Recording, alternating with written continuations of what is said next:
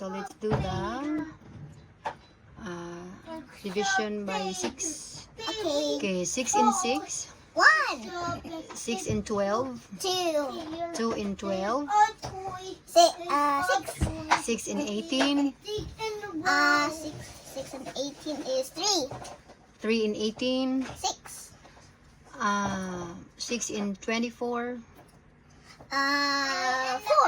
4 in 24. 6. 6 in 30. 5. 5 in 30. 6. 6 in 36. 6. 6 in 42.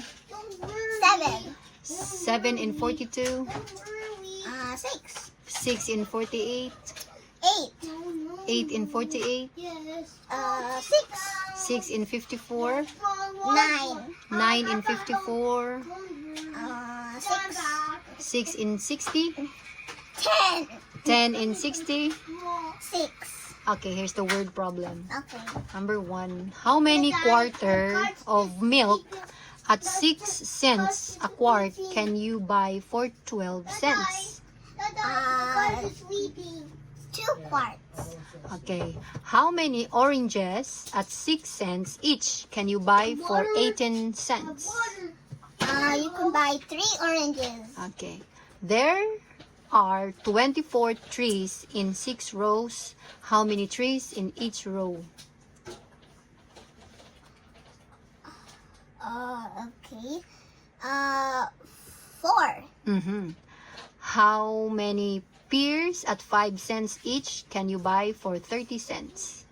5 pairs. Really? 6 pairs. 6 pairs. Yes. Okay. How many pounds of flour at 6 cents a pound can be bought for 36 cents?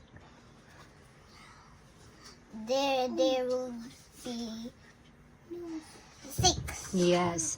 6 what? 6 pounds? Yes. How many lemons at 7 cents each can you buy for 42 cents? 6.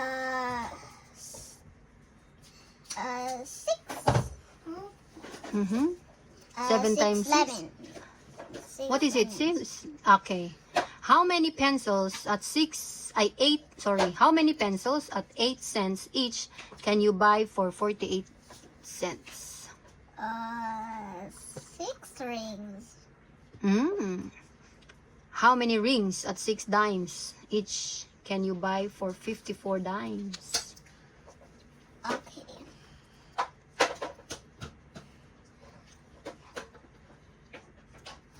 So it's 9 rings. Yes, a farmer sold 6 loads of hay for $60. What did he get for each load? 10 May meeting na kami, B. $10. 10. Yes, that's right. Okay, Hello. that's all. Bye. Thanks for listening.